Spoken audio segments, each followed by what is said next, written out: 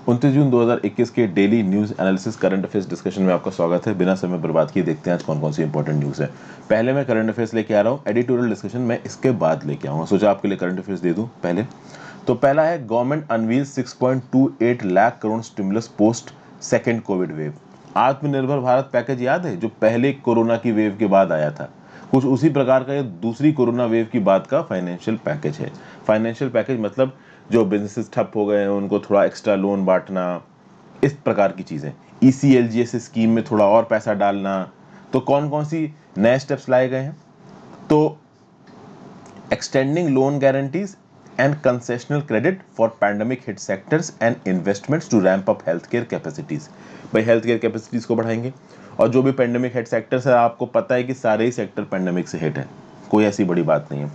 Overall कितना खर्चा यहाँ पे किया जा रहा है? 6,28,993 करोड़ का, 6,28,993 करोड़।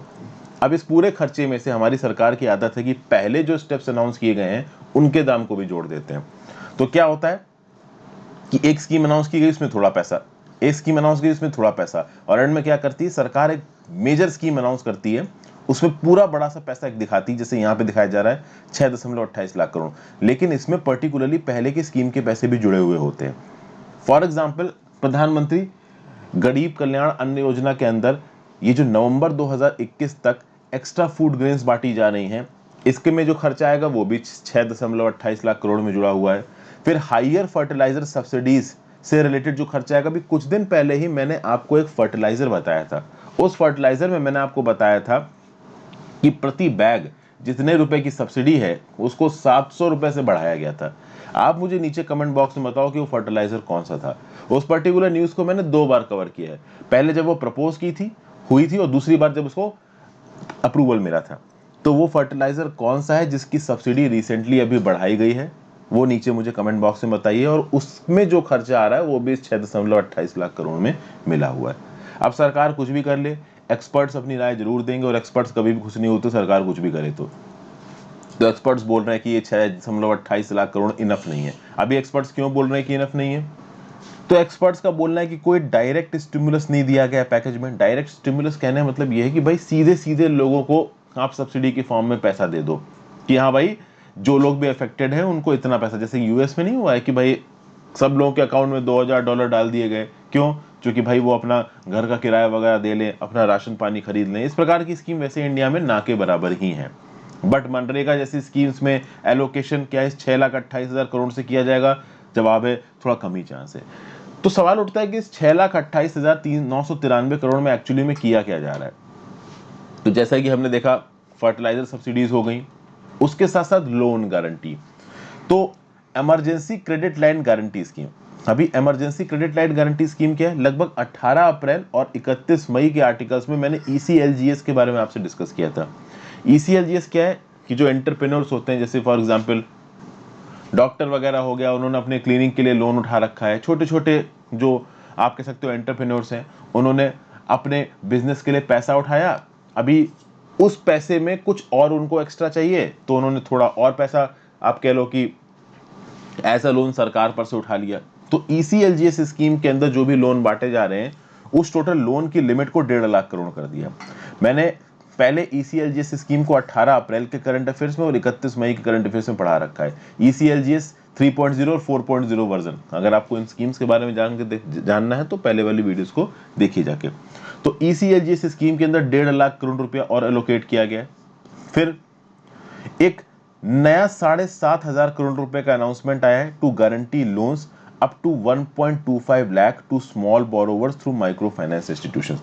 तो भैया 7,500 करोड़ रुपए सरकार ने लोकेट किया है। 1.25 लाख तक का लोन छोटे बोरोवर्स को दिया जा सकता है थ्रू माइक्रो फाइनेंस इंस्टीट्यूशंस।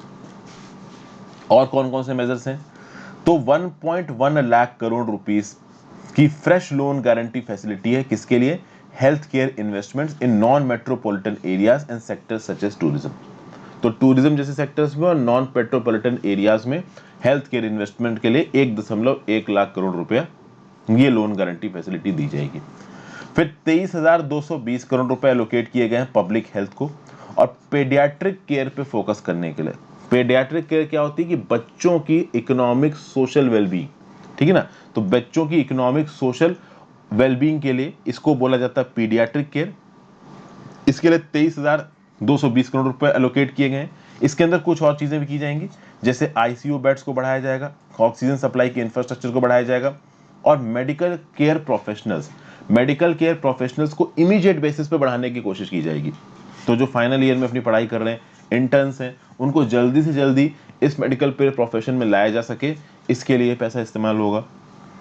फिर भाई आगे आने वाले 5 सालों में 1.21 लाख करोड़ रुपए खत्म किए जाएंगे एक्सपोर्ट्स को बढ़ाने के लिए। अब आपको समझना पड़ेगा, यहाँ पे देखिए ये नंबर्स का गेम है। आपके सामने बहुत बड़ा नंबर आ गया है 6,28,000 करोड़ रुपए का। आपको लगेगा कितना सारा पैसा सरकार खत्म कर रही है, लेकिन आप ये नहीं समझ पा रहे हो कि इसमें से 1.21 लाख करोड़ अगले 5 साल में इंप्लीमेंट होगा, नेक्स्ट 5 इयर्स में, और अगले साल का भी बजट आएगा, उसके अगले साल का भी बजट आएगा। तो बस ये नंबर्स का गेम होता है और कुछ नहीं होता है। आप एक बड़ा सा नंबर दिखा दो, इतने लाख करोड़ इंप्लीमेंट हो रहा है वो अगले 5 साल में, अगले 3 साल में। एक्चुअली में फिगर वो दिखाना चाहिए जो इस साल में इंप्लीमेंट हो रहा है, तो लोगों को और क्लियर कट आइडिया लगेगा कि हाँ भाई इस साल सरकार क्या कर रही है। तो अगले 5 साल का टोटल फिगर आपने काउंट करके बता दिया, फिर अगले साल आप इस साल जो आपने 6.28 करोड़ में दिखाया, थोड़ा बहुत अगले साल में भी आप अमाउंट ओवरलैप करोगे। पॉइंट समझ रहे हो? एक्चुअली में जो खर्चा होता है वो उस पर्टिकुलर साल का होता है, उस पर्टिकुलर फाइनेंशियल ईयर का होता है। अगर आप लंबे ड्यूरेशन का खर्चा अगले 5 साल में, 7 साल में, 8 साल में दिखाओगे कि हम इतने लाख करोड़ खत्म कर रहे हैं, तो वो तो डबल काउंटिंग हो रही है ना। फिर अगले साल भी वो काउंट होगा, फिर उसके अगले साल भी वो काउंट होगा, फिर तो वो पॉलिटिक्स वाली बात हो जाएगी ना कि ज्यादा खर्चा दिखा रही सरकार, बट एक्चुअली में तो ज्यादा हो नहीं रहा है। फिर यहाँ पे फ्री 1 मंथ वीजा दिए जाएंगे 5 लाख टूरिस्ट को, नई सीड वेराइटीज फॉर फार्मर्स के लिए पैसा खत्म किया जाएगा, फिर सारी ग्राम पंचायत के पास ब्रॉडबैंड पहुंचाया जा सके अगले 2 साल में, इसके लिए पैसा यहाँ पे एलोकेट होगा।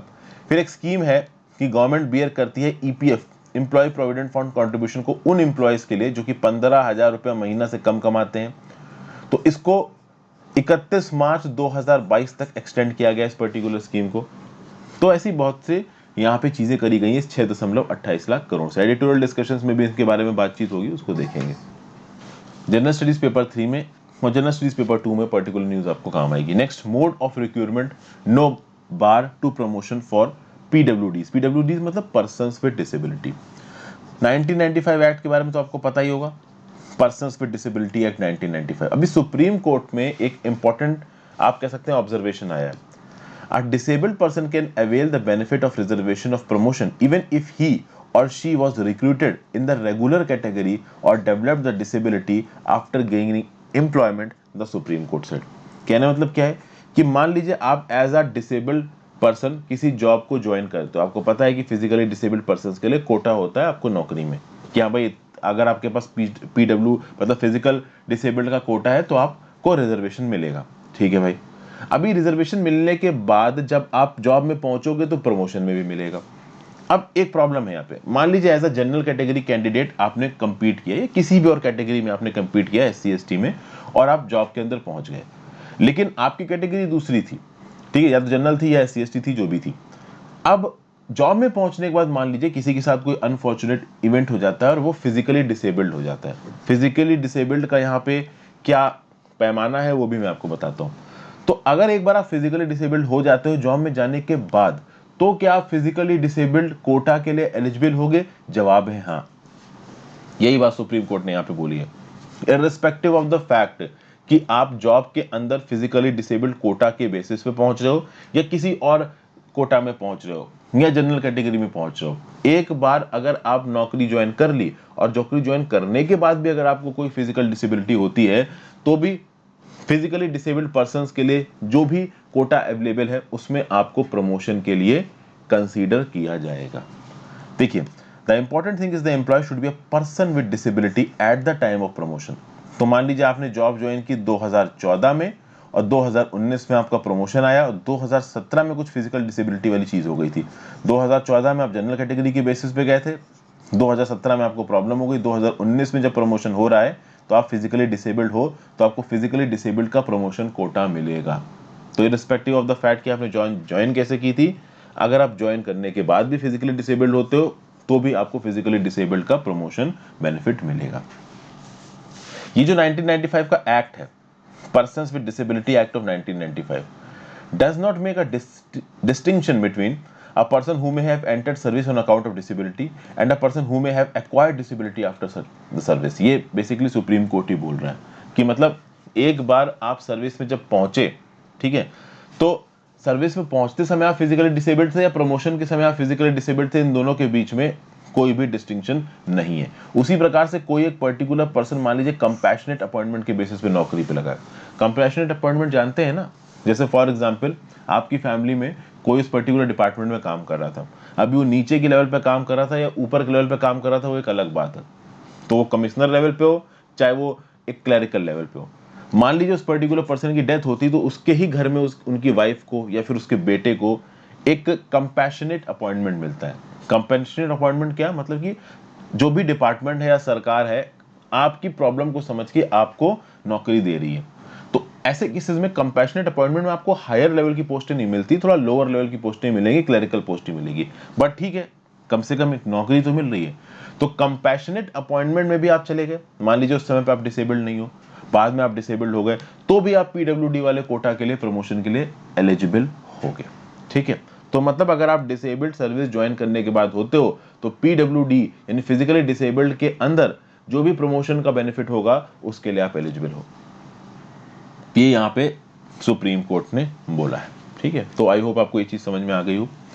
फिर क्या बताया जा रहा है यहाँ पे, legislative mandate provides for equal opportunity for career progression including promotion. मतलब कि लेजिस्लेटिव मैंडेट है, प्रॉपर नियम कानून बना हुआ है और इस नियम कानून के हिसाब से कैरियर प्रोग्रेशन की इक्वल अपॉर्चुनिटी होनी चाहिए और वो इक्वल अपॉर्चुनिटी प्रमोशन पे भी एक्सटेंड करती है। फिर आप देखिए यहाँ पे क्या बोला जा रहा है, once that post is identified, the logical conclusion would be that it would be reserved for PWD who have been promoted. The absence of rule to provide for reservation and promotion would not defeat the rights of PWD to a reservation promotion at its first conversation। मतलब legislation में साफ साफ लिखा हुआ है कि भाई physically disabled persons को बेनिफिट्स मिलेंगे रिजर्वेशन के, और रिजर्वेशन के बेनिफिट्स प्रमोशन तक भी जाते हैं। ये खैर एक बहुत लंबे समय से इशू रहा है, क्योंकि जब प्रमोशन की बात आती है ना तो जनरल कैटेगरी का प्रमोशन कोटा अलग होता है, एससी एसटी का प्रमोशन कोटा अलग होता है। पीडब्ल्यूडी को बहुत लंबे समय तक प्रमोशन कोटा नहीं मिला, तो इस बात पे एक लंबी लड़ाई चल रही है कि भाई फिजिकली डिसेबल्ड पर्सन भी रिजर्वेशन में, तो उनको भी आप प्रमोशन में कोटा दीजिए। तो उसी रिस्पेक्ट में लंबे समय से जुडिशरी में केस चल रहा है और यहाँ पे अभी जुडिशरी का व्यू पॉइंट निकल के आ रहा है। फिर अगर आप आगे देखो तो reservation has to be computed with reference to total number of vacancies. एक और चीज है, अभी रिजर्वेशन आप किस हिसाब से कंप्यूट करोगे कि फिजिकली डिसेबल्ड पर्सन को कितना रिजर्वेशन कोटा देना है। कितना रिजर्वेशन कोटा है, मतलब प्रमोशन में रिजर्वेशन की बात हो रही है, जॉब लगने में रिजर्वेशन की बात नहीं हो रही है यहाँ पे। तो मान लीजिए किसी डिपार्टमेंट में कुछ टोटल नंबर ऑफ सीट्स है, उन टोटल नंबर ऑफ सीट्स में कुछ परसेंटेज सीट्स ऑब्वियस सी बात है फिजिकली डिसेबल्ड पर्सन के लिए रिजर्व्ड है, तो उतनी ही सीट उनके प्रमोशन के लिए भी रिजर्व होनी चाहिए। तो जितनी भी टोटल नंबर सीट्स है, मान लीजिए एक्स सीट्स है, उसमें से y% सीट्स आपने फिजिकली डिसेबल्ड पर्संस के प्रमोशन के लिए रिजर्व कर दी। और ये जो प्रमोशन बेनिफिट है ना, ये डायरेक्टली रिक्रूटेड के लिए भी जाएगा और प्रमोटेड के लिए भी जाएगा। अब ये क्या चीज है, फॉर एग्जांपल कल की डेट में आप आईएएस ज्वाइन करते हो, आपने यूपीएससी का एग्जाम क्वालिफाई किया और आप आईएएस लग गए। अब क्या सब डायरेक्ट क्वालिफाई करके ही आईएएस लग रहे हैं? नहीं, आपको पता है कि बहुत सारे लोग एसडीएम ज्वाइन करते हैं पीसीएस में वो 10 साल 15 साल काम करते हैं और उसके बाद वो आईएएस बनते हैं। तो ये जो आईएएस का कैडर है, ये केवल डायरेक्टली जो लोग अपॉइंट किए जाते हैं यूपीएससी उनसे नहीं भरता है, बहुत सारे जो स्टेट पीसीएस के लोग हैं वो भी प्रमोट होकर आईएएस बनते हैं। तो एक फिक्स्ड कोटा है कि इतने लोग स्टेट से आएंगे और इतने लोग डायरेक्ट आएंगे। सब समझ गए बात को? तो आप समझिए, जो लोग डायरेक्टली यूपीएससी के थ्रू अपॉइंट करके आईएएस बन रहे हैं और जो लोग स्टेट पीसीएस से प्रमोट होकर आईएएस बन रहे हैं, इन दोनों कोटाज में आपकी फिजिकली डिसेबल्ड कैंडिडेट का रिजर्वेशन कंसीडर किया जाएगा। तो डायरेक्टेड रिक्रूट आप आईएएस बन रहे हो, वहां पे अगर आप फिजिकली डिसेबल्ड कोटा से गए हो या मान लो बाद में फिजिकली डिसेबल्ड हो गए हो, तो जो भी फिजिकली डिसेबल्ड वाला प्रमोशन है उसमें आप एलिजिबल माने जाओगे। At the same point of time अगर आप किसी स्टेट पीसीएस में 15 साल काम किया उसके बाद आईएएस बन रहे हो, तो वहां पे भी अगर आप फिजिकली डिसेबल्ड हो तो फिजिकली डिसेबल्ड प्रमोशन वाले कोटा में आप कंसीडर किए जाओगे। तो टोटल कैडर स्ट्रेंथ मतलब डायरेक्टली रिक्रूटेड और प्रमोटेड से जो पूरी टोटल कैडर स्ट्रेंथ आईएएस की, आईपीएस की या जो भी सर्विस आप ज्वाइन कर रहे हो, उस पूरी कैडर स्ट्रेंथ के हिसाब से डिसाइड किया जाएगा कि कितने फिजिकली डिसेबल्ड लोगों को प्रमोशन देना है। आई होप ये चीज मैं आपको समझा पाया हूं। अब यहाँ पे बात करते हैं कि डिसेबिलिटीज कहीं किसे जाती हैं। तो rights of persons with disability act 2016 में डिसेबल्ड पर्सन से रिलेटेड जो भी रिजर्वेशन है, जो भी आपका मतलब कंडीशन है, वो सब लिखी हुई हैं। तो ये जो डिसेबिलिटी है ये एक इवॉल्विंग और डायनेमिक कंसेप्ट है। बेंचमार्क डिसेबिलिटीज क्या होती हैं? मतलब कि वो लोग जो कम से कम 40% डिसेबल्ड है, ठीक है, और किसमें 21 प्रकार की बीमारियों में। पहले केवल 7 प्रकार की बीमारी थी, अब 21 प्रकार। तो 21 प्रकार की बीमारियों में अगर आप कम से कम 40% डिसेबल्ड हैं तो आप rights of persons with disabilities act 2016 के अंदर जो भी बेनिफिट्स हैं उसमें इंक्लूड किए जाएंगे। ये 21 डिसेबिलिटीज कौन कौन सी हैं तो यहाँ लिखी हुई है। Hearing impairment, physical disability, locomotor, leprosy, cerebral palsy, dwarfism, muscular dystrophy, acid attack, visual impairment, आप ये सब पढ़ सकते हैं, आपको पता चल जाएगा। जनरल स्टडीज पेपर 2 में welfare schemes for vulnerable sections of the population bye centre and states and functioning of the judiciary में न्यूज काम आएगी। नेक्स्ट बात करते हैं न्यूक्लियर कैपेबल अग्नि 3 मिसाइल टेस्ट फायर। इंडिया ने रिसेंटली एक नई मिसाइल को टेस्ट फायर किया है अग्नि सीरीज की। कहां से? कोस्ट ऑफ ओडिशा से। नाम क्या है मिसाइल का? अग्नि प्राइम। ठीक है भाई, अमेजन प्राइम टाइप अग्नि प्राइम हो गया यहाँ पे। तो क्या बोला गया इसको कि ये जो न्यू न्यूक्लियर कैपेबल मिसाइल है, it is fully made of composite material and it was a textbook launch. Textbook launch का मतलब क्या होता है कि जिस प्रकार से इनिशियली ये एसेस किया गया था कि हम इस मिसाइल को लॉन्च करेंगे, ये ऐसी ट्रेजेक्टरी लेके जाएगी और इस पॉइंट पे हिट करेगी, तो जैसा उसकी टेस्ट बुक प्लानिंग हुई थी एक्चुअली में मिसाइल का लॉन्च भी बिल्कुल वैसा हुआ। मतलब लॉन्च एकदम जबरदस्त सक्सेसफुल था। जैसा उसको जिस ट्रेजेक्टरी से उड़ाया गया उस ट्रेजेक्टरी से उड़ी, जहां हिट करने को किया गया वहां पे वो हिट करी। अग्नि प्राइम एक नई जनरेशन की एडवांस्ड वेरिएंटेड है अग्नि क्लास मिसाइल। कैनिस्टराइज्ड मिसाइल है। कैनिस्टराइज्ड मिसाइल मतलब क्या होता है कि कैनिस्टर टाइप का है, उसको खोलो, उसके अंदर जो भरना है भर दो। तो न्यूक्लियर वेपन भर दो या कन्वेंशनल वेपन भर दो, बम भर दो, सब भर सकते हो आप। ओके। रेंज कितनी है इसकी? 1000 किलोमीटर से लेकर 2000 किलोमीटर के बीच की इसकी रेंज होगी। मतलब रेंज इसकी काफी बड़ी है, छोटी मोटी रेंज नहीं है।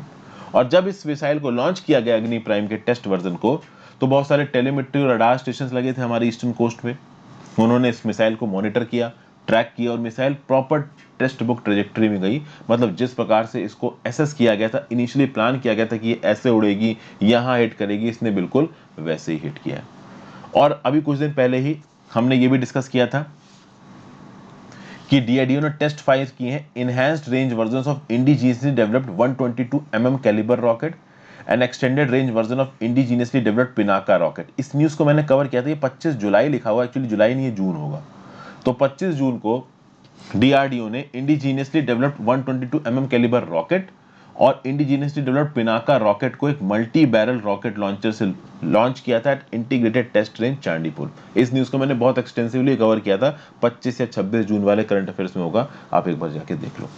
अग्नि मिसाइल की बात की जाए तो भाई family of medium to intercontinental range ballistic missile है। अब ऑब्वियस सी बात है, इंटरकॉन्टिनेंटल तो हो ही गई, 1000 से किलोमीटर से लेकर 2000 किलोमीटर तक की इसकी रेंज हो गई, तो 2000 किलोमीटर में आराम में कॉन्टिनेंट पार हो जाएंगे आपके।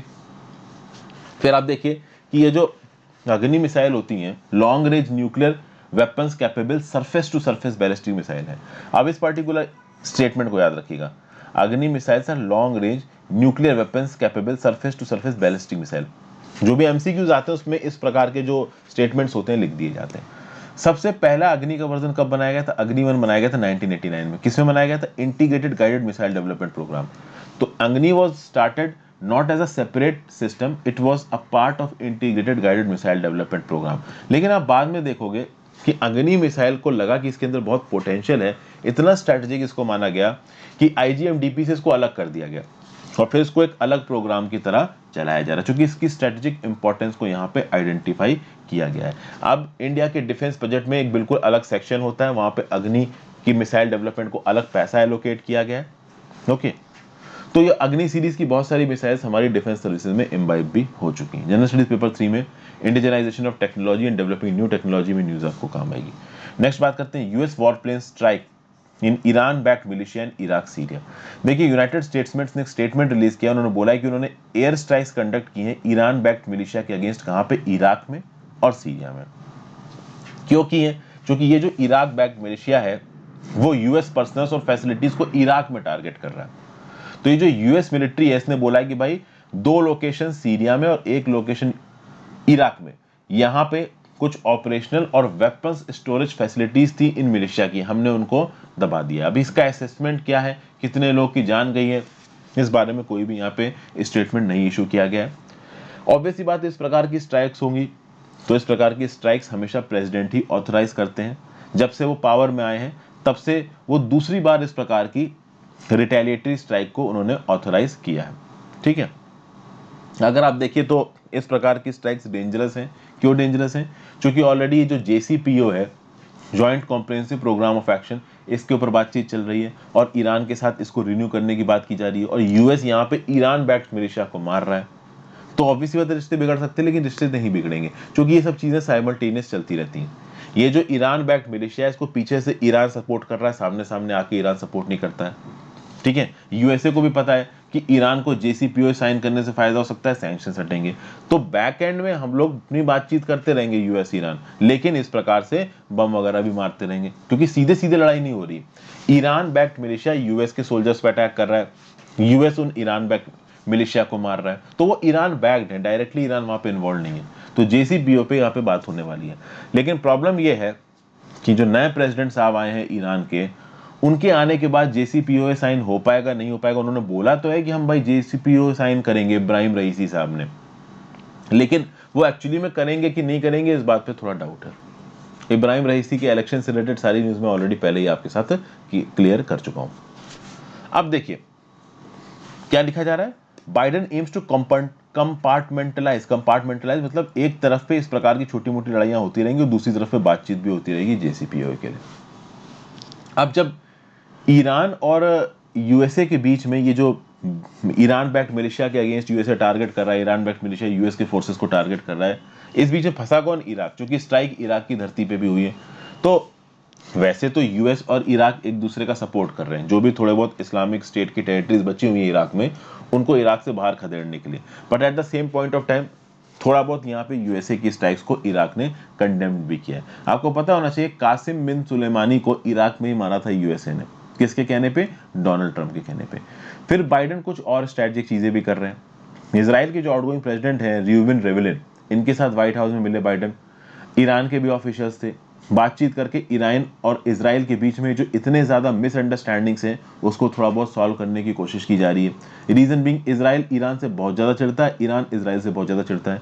ईरान के ऊपर से सैंक्शन हटाने जरूरी है, इजराइल चाहता नहीं कि सैंक्शन हटे, तो बातचीत करके चीजों को सॉल्व करने की कोशिश कर रहे हैं जो बाइडेन, एक मीडिएटर की तरह वो यहाँ पे एक्ट करने की कोशिश कर रहे हैं।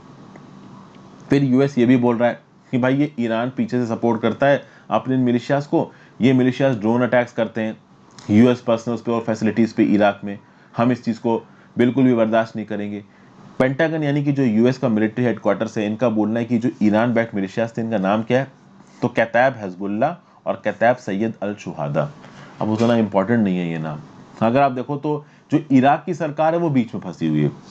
ये नक्शा दिख रहा है आपको इराक का, नॉर्दर्न साइड पे टर्की के साथ बाउंड्री, वेस्ट पे सीरिया के साथ, साउथ में सऊदी अरेबिया के साथ, वेस्ट पे एक छोटी बाउंड्री जॉर्डन के साथ भी है और ईस्ट में इसकी बाउंड्री ईरान के साथ और साउथ में कुवैत के साथ है। और इसी कुवैत पे इसने ढावा बोल दिया था सद्दाम हुसैन के समय पे। वो देखिए ना अक्षय कुमार की मूवी, नाम बताओ क्या है कमेंट सेक्शन में, ये नाम तो आपको बहुत अच्छे से पता होंगे। फिर आप आगे देखिए, जो इराक की सरकार है that is struggling to deal with militias ideologically Iran aligned with Iran which are accused of rocket fire against US forces and of involvement in killing peaceful pro-democratic activists. Iraq के अंदर जो militias active हैं जिनको पीछे से Iran support कर रहा है, ये सिर्फ यूएसए की फोर्सेस पे अटैक नहीं करते हैं, जो भी प्रो डेमोक्रेसी मूवमेंट्स हो रहे हैं आपके इराक के अंदर उसके ऊपर भी अटैक करते हैं। रिसेंटली इराक में एक ईरान अलाइंड मिलिशिया कमांडर है कासिम मुसली, इसको छोड़ दिया गया। क्यों? क्योंकि इसके खिलाफ कोई प्रूफ ही नहीं मिला यहाँ पे। तो इस प्रकार की चीजें, मतलब सीरिया और इराक दो ऐसी कंट्रीज बन गई हैं, डेवलपमेंट तो छोड़ दो, ये थिएटर बन गई है लड़ाई का, यहाँ पे लड़ाई हो रही है। तो सीरिया इराक में बहुत सारे अलग अलग प्लेयर्स आ गए और वो अपनी खिचड़ी पका रहे हैं। तो ईरान भी यहाँ लड़ रहा है, यूएस भी यहाँ पे लड़ रहा है, रशिया भी यहाँ पे लड़ रहा है, सीधे सीधे कोई नहीं लड़ रहा है, मिलिशियाज को सपोर्ट कर रहे हैं, टर्की भी यहाँ पे लड़ रहा है। तो पावर गेम सा चल रहा है सीरिया और इराक के बीच में। और सीरिया और इराक की खुद की ताकत इतनी लिमिटेड हो गई है, अपना डेवलपमेंट छोड़ो, वो इसी सिविल वॉर और स्ट्राइफ जैसी चीज़ों में फंसे हुए हैं। जनरल स्टडीज पेपर 2 में इंटरनेशनल रिलेशंस में न्यूज़ आपको काम आएगी। फिर next news, Ukraine US launch Black Sea drills. भैया यूएस और बहुत सारी और देशों की नेवी पहुंच के यूक्रेन के साथ ब्लैक सी में ही अब ड्रिल करने लगी है। ज्वाइंट नेवल एक्सरसाइजेज शुरू हुई हैं, इनका नाम है सी ब्रीज ड्रिल्स। वैसे तो देखा जाए तो ये जो नेवल एक्सरसाइज है ना, 1997 से 21 बार हो चुकी है अब तक। 5000 मिलिट्री पर्सन यहाँ पे पार्टिसिपेट कर रहे हैं 30 अलग अलग कंट्रीज के। और ये जो मिलिट्री एक्सरसाइज हो रही है, खास बात आप ध्यान दीजिए, कुछ दिन पहले एक इशू हुआ इस ब्लैक सी में, जब ब्रिटिश की रॉयल नेवी का जो HMS डिफेंडर नाम का जहाज था, वो रशियन एनेक्स्ड क्राइमिया के बिल्कुल पास से गुजरा ब्लैक सी में, और रशिया ने बोला कि हमने वार्निंग शॉट्स फायर किए। बाद में ब्रिटेन ने बोला कि कोई वार्निंग शॉट्स फायर नहीं हुए। तो बेसिकली HMS डिफेंडर, ये शिप का नाम याद रखिएगा, ये ब्रिटिश रॉयल नेवी का शिप है, जिसको रशिया ने पीछे पुश बैक किया था। क्यों? क्योंकि वो क्रीमिया के आसपास घूम रहा था। ब्रिटेन मानता है कि क्रीमिया यूक्रेन का पार्ट है, लेकिन रशिया बोलता है कि क्रीमिया हमारा पार्ट है। एक्चुअली में किसका कंट्रोल है? तो रशिया का कंट्रोल है। 2014 में क्रीमियन पेनिनसुला को एनेक्स कर लिया था रशिया ने G8 से, उसके बाद उसको निकाल दिया गया था। ब्रिटेन ने बोला था हम तो इनोसेंट पासेज कर रहे हैं। तो ये सब पॉलिटिक्स यहाँ पे चलती रहती है। ये आपको ब्लैक सी नजर आ रहा है, ब्लैक सी में ये आपको क्रीमियन पेनिनसुला नजर आ रहा है, और इस क्रीमियन पेनिनसुला के ऊपर पहले यूक्रेन का कब्जा था, अब यहाँ पे रशिया कब्जा करके बैठ गया है। एक बहुत बड़ी बाउंड्री इस ब्लैक सी की यूक्रेन बनाता है। इस तरफ आ जाइए तो रशिया भी काफी बड़ी बाउंड्री बनाता है। इधर है जॉर्जिया, साउथ में टर्की। ऑलमोस्ट ब्लैक सी का पूरा साउदर्न एज यहाँ से लेके यहाँ तक किसके साथ बाउंड्री बना रहा है? टर्की के साथ। इधर है आपका बल्गेरिया और इधर है आपका रोमानिया। तो Romania, Bulgaria, Ukraine, Russia, Georgia, Turkey, ये हैं बॉर्डरिंग कंट्रीज ऑफ ब्लैक सी, और इसी ब्लैक सी में हो रही है ये सी ब्रीज ड्रिल्स एक्सरसाइज। तो इस प्रकार की पॉलिटिक्स देखिए होती रहती है। मतलब यूएसए अपनी नेवी लेके पहुंच गया कि देखो हम तुम्हारे सामने खड़े, तुम हमारा क्या कर पाओगे। रशिया बोल रहा है कि यहाँ पास मत आ जाना, तुमको मार देंगे।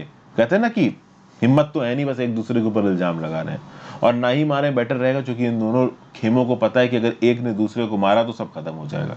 दोनों ही बहुत सीवियर तरीके से न्यूक्लियर पावर नेशन ने दुनिया खत्म करने की बात हो जाएगी। तो इसी प्रकार से कुत्ते बिल्ली टाइप एक दूसरे को धमकाते रहे, उतना ही बहुत है।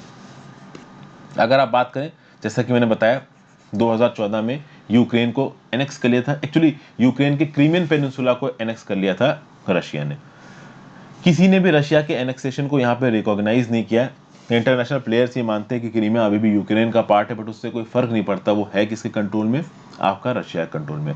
फिर ये जो ईस्टर्न यूक्रेन है ना, यहाँ पे भी बहुत सारे आपके प्रो मॉस्को सेपरेटिस्ट रीजन है।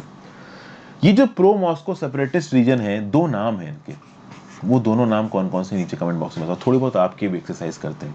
तो अगर आप इस नक्शे को देखो तो यहाँ पे क्रीमिया तो भाई कहीं ना कहीं कब्जे में है ही रशिया के। ऊपर चले जाएंगे तो यूक्रेन के ईस्टर्न एंड पे जो रशिया के साथ यहाँ बाउंड्री बन रही है, यहाँ पे दो रीजन्स है। उन दो रीजन्स में जो ज्यादातर पॉपुलेशन है वो रशियन है, उनकी एथनिसिटी रशियन है, और वहां पे जो सेपरेटिस्ट है ना वो रशिया को सपोर्ट करते हैं। वो दो रीजन्स का नाम क्या है, मुझे नीचे कमेंट बॉक्स में बताइए। दो रीजन्स बहुत ज्यादा न्यूज में रहे हैं, आपके एग्जाम्स में पूछे जा सकते हैं। ठीक है भाई, जनरल स्टडीज पेपर 3 में, इंटरनेशनल रिलेशंस में, जनरल स्टडीज पेपर 2 में इंटरनेशनल रिलेशंस में आपको न्यूज काम आएगी।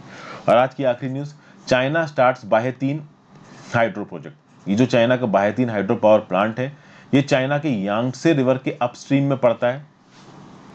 अपस्ट्रीम मतलब इनिशियल पार्ट्स में, डाउनस्ट्रीम मतलब बाद में, जब बहुत नदी बह के आगे पहुंच जाती है। अपस्ट्रीम मतलब नदी की शुरुआत में। इस प्रोजेक्ट की पहली जो 2 टर्बाइंस हैं, 1 गीगावाट की, वो चालू हो चुकी हैं। ठीक है, 3 डे का ट्रायल है और उसके बाद ये चालू हो जाएंगी। और खास बात यहाँ पे ये है कि इस प्रोजेक्ट में 16 ऐसी टर्बाइंस है। तो अगर आप ओवरऑल इसकी कैपेसिटी देखोगे तो this is second only to China's 3 Gorges dam. China के 3 गॉर्जेस डैम के बाद ये सबसे बड़ा डैम है, हाइड्रो पावर डैम चाइना का। किसके ऊपर लोकेटेड है? यांगसे नदी के ऊपर लोकेटेड है। इसको बनाया किसने? 3 गॉर्जेस कॉर्पोरेशन ने ही इसको बनाया है। यूनान और सिचुआन प्रोविंस के बॉर्डर पे ये पड़ता है। अब यांगसे नदी जो है, एक बार आप इस यांगसे नदी के ऊपर थोड़ा बहुत ही फोकस कर लीजिए। ये कुछ यहां से शुरू होके बहती हुई ऐसे जा रही है, शंघाई में जाके ये नीचे गिर रही है। कहाँ पे? ईस्ट चाइना सी में। तो ईस्ट चाइना सी में शंघाई पे जाके ये जो नदी है वो गिर जा रही है। और खास बात, यांगसे नदी, जो वुहान शहर है ना, वो यांगसे नदी पे पड़ता है। और ये वुहान वही शहर है जहां से कोरोना वायरस का उदय हुआ था। तो यांगसे नदी पे ही पड़ता है वुहान शहर, और यांगसे नदी अभी इस बेहताहान हाइड्रो पावर प्रोजेक्ट से रिलेटेड है, इसीलिए मैंने इस पर्टिकुलर दोनों फैक्ट्स को मिला के बता दिया। हो सकता है एग्जाम में किसी प्रकार से आपसे पूछ लिया जाए। ओवरऑल इससे जो भी इलेक्ट्रिसिटी पैदा होगी वो चाइना का ईस्टर्न कोस्ट है, जो कि हैविली इंडस्ट्रियलाइज बेल्ट है चाइना की ये वाली, यहाँ पे इलेक्ट्रिसिटी प्रोवाइड करने के काम आएगी। तो ये थी आज की इंपॉर्टेंट न्यूज़ दोस्तों, जनरल स्टडीज पेपर 1 में प्रीलिम्स के लिए इंपॉर्टेंट है। आई होप आपको कुछ ना कुछ सीखने को मिला होगा। ज़्यादा से ज़्यादा लोगों के साथ इस वीडियो को लाइक और शेयर करिएगा, अपने व्यू पॉइंट नीचे कमेंट बॉक्स में ज़रूर दें। इंस्टाग्राम पे फॉलो करके आप अपने मैसेजेस भेज सकते हैं, अपने सवाल भेज सकते हैं, जब भी मुझे मौका मिलेगा मैं जवाब देने की कोशिश करूंगा। Have a great day friends, thank you, goodbye. Telegram group जरूर ज्वाइन कर लेना।